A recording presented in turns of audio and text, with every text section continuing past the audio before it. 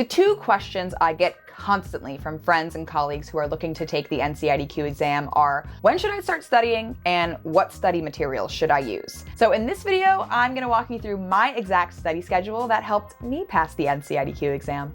So stay tuned.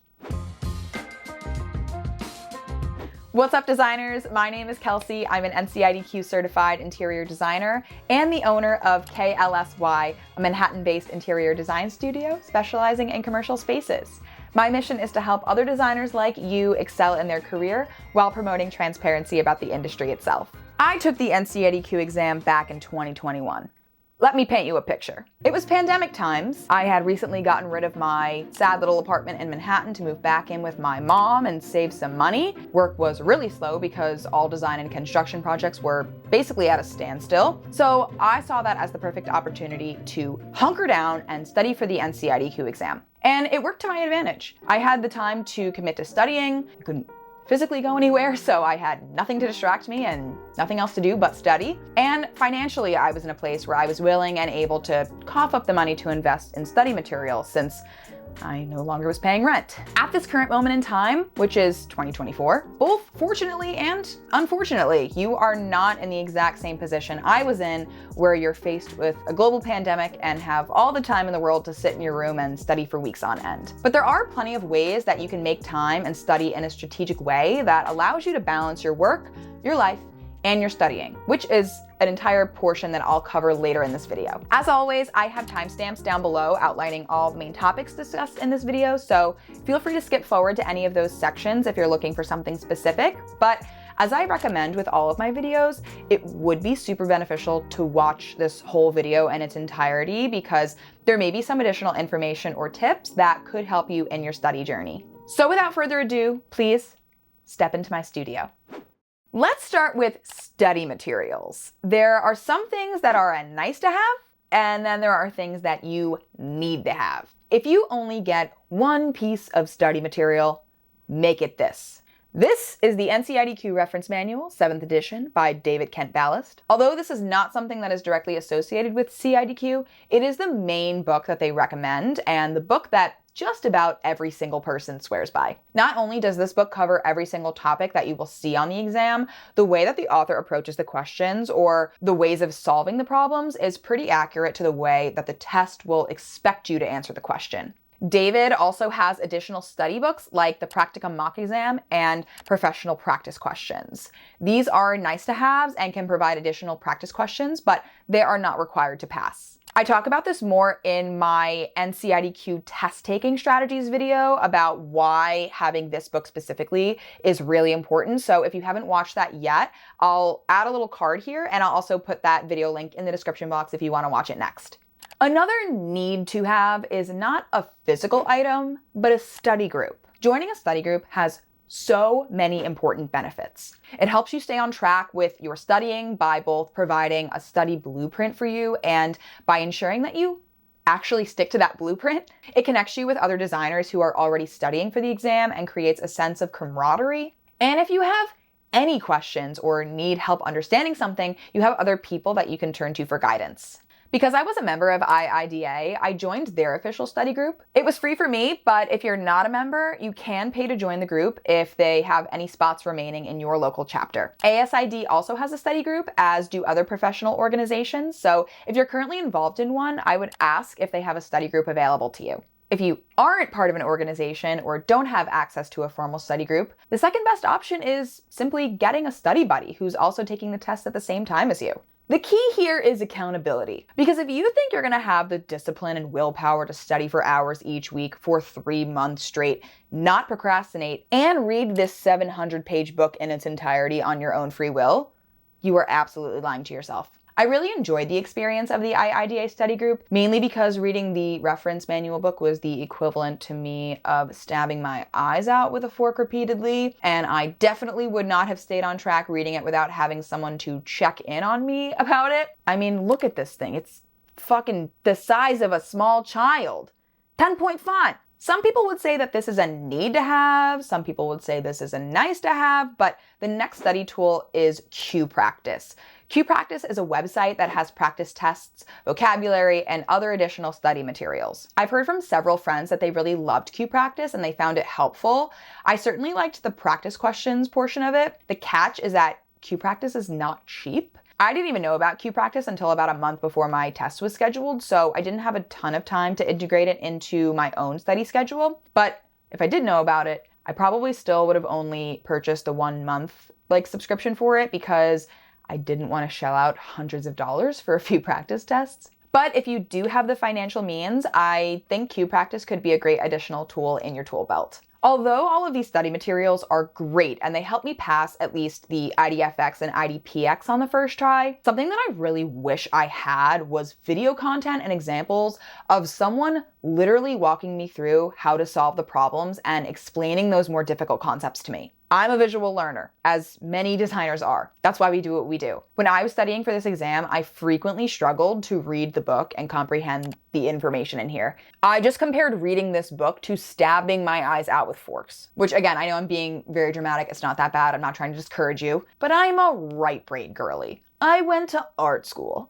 It is much easier for me to watch someone demonstrate how to solve a problem visually than it is for me to read about how to solve a problem, especially if there's no graphics or visual elements to pair with the text. I am a child, I need pictures. So I scoured the internet looking for videos that could take those topics that I was reading about and translate them into a video that was easier for me to understand, and I couldn't find jack shit. So I thought, if this is something that I'm looking for and something that I wish I had, there have to be other designers out there with a need for this content as well. And so ultimately my goal with this YouTube channel is exactly that, to deliver the topics that you need to know in a way that's easy for the visual learners and the designers out there to understand. I truly believe that in order to effectively answer any question, especially on the practicum exam, you don't need to memorize a bunch of stuff and facts. You need to understand the basic systems and ways to solve the problem. Because then it doesn't matter what order you get them in, what numbers they give you, what the floor plan looks like. If you understand the path to solving the problems,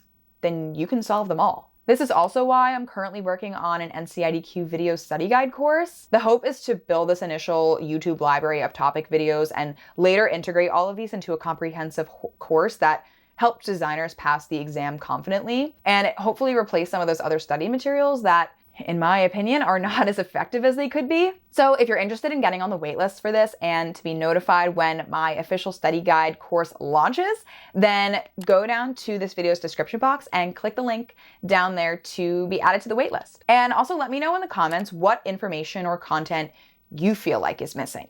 Okay, so with all of that said, let's get on to the actual study schedule. So you have all of your study materials ready to go, you've applied to take the exam, and you've been accepted. When should you actually start studying?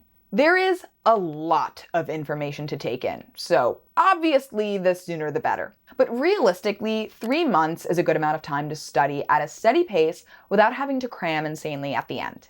If you're involved in a study formal group like IIDA or ASID, they will create a study schedule for you that corresponds with their study group sessions. So I would recommend following what they do if you're involved in one of those. But if you're not involved in one and you either want to study at your own pace or create your own study group with your friends, then here's 2 study plan options that I've created to help you guys out. This first option I'm calling for my left brainers, my people that are fine with reading the textbook. They absorb information really easily from reading a textbook, and your tactic is going to be just read the textbook as much as possible. There are 33 chapters in the NCIDQ reference manual textbook, which means you will need to read several chapters per week in order to even read through it once.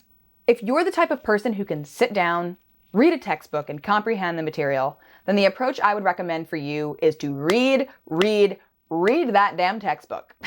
Twice through if possible. If you read 1 chapter per day consistently, or just read 7 chapters per week throughout however many days you allocate to studying, then you'll be able to read the entire book in just under 5 weeks. So let's allocate the first 5 weeks to simply reading the book in its entirety.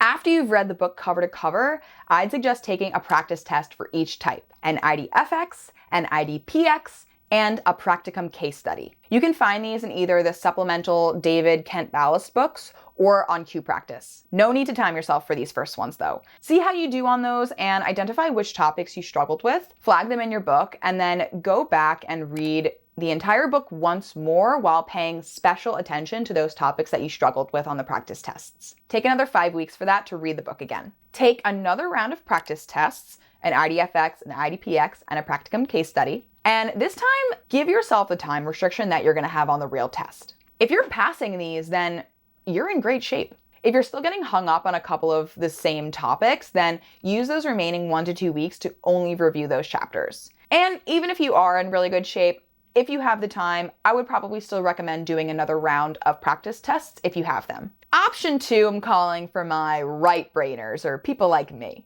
If you're like me and need a little more hands-on study approach, plus the thought of sitting down for 5 weeks and just reading a book cover to cover makes you want to not take the tests at all, then this is the study schedule I would recommend for you. This plan combines reading and small doses of practice questions throughout, so you can slowly absorb the information in the book and are able to be more hands-on from the get-go. Although if you come across a question that you haven't learned about yet because you haven't read that chapter in the book, no worries. Take a guess and maybe use those same set of questions again at the end when you have completed all of your reading so you can see how much you've improved. If you're still getting some of the same questions wrong at the end, then that's a sign you need to review that chapter or topic more thoroughly. I'm also including some videos from my NCIDQ study guide YouTube playlist that are already live in this plan. Watch through these videos for a more visual understanding on these topics, or you can simply just go to the playlist on my channel. I'll also add a little card to it here and down in the description box. I'm going to be continuously adding more videos to this in the coming weeks if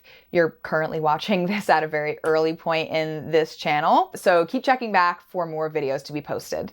Because we are all adults with real lives and real responsibilities, cries into a tub of ice cream, a major challenge when studying for the NCIDQ is the fact that you don't have unlimited time or energy to do it. The main reason I like the general consensus that 3 months is a perfect amount of time to begin studying is because it allows you to steadily learn and read the material without feeling like the need to cram insanely at the end or feel like you're a slave to David Kent Ballast on the weekends. Although I mentioned I took my exams during COVID times, I was still working a full-time job remotely, and so I didn't necessarily have all the time in the world to study. But what worked for me was having my one longer study session during the weekly virtual study call, which was about 2 to 3 hours, and setting aside roughly an hour after each workday for reading and practice questions. And then another 2 to 3 hour study session on the weekends, but giving myself at least one day off to actually enjoy my life and, yeah, actually enjoy my life. If this doesn't work for you because you have different work hours or other responsibilities like children, bless your heart, then please set aside whatever time you have in your week that works best for you, keeping in mind that it's typically better to space out multiple smaller sections of studying rather than, let's say, one really long 12-hour study session per week. Your brain isn't going to retain the information as well if you're just like constantly cramming to catch up, or if you have these really, really long, intense stretches of studying and then don't look at anything for 6 more days. One last tip I have on this topic is to create flashcards or print out reference materials to keep at your desk while you're at work. This is something I did, and it was extremely helpful for me to have like tiny little doses of studying throughout my workday, like at lunch, or if I had 10 minutes between meetings, I would quickly pull out my flashcards and go through them. I would set aside the ones that I was getting wrong, and then like the next small break that I got, I'd review just the ones I got wrong. I was using closer to the right brain study schedule, so as I read on in the book, I'd create more flashcards when I learned new material, so I was constantly adding to this like flashcard pile. Something else I would also love to create eventually are some printable cheat sheets and flashcard materials for this purpose exactly. So comment down below if this is something that you'd find helpful, and don't forget to sign up for my email list down in the description box so that you can get notified when these materials are actually available and exist in real life. If you're looking for more NCIDQ study prep videos, then be sure to check out my playlist here and let me know what topics you'd like me to cover next. I'll see you next time for more educational interior design content. Thanks for watching and happy studying.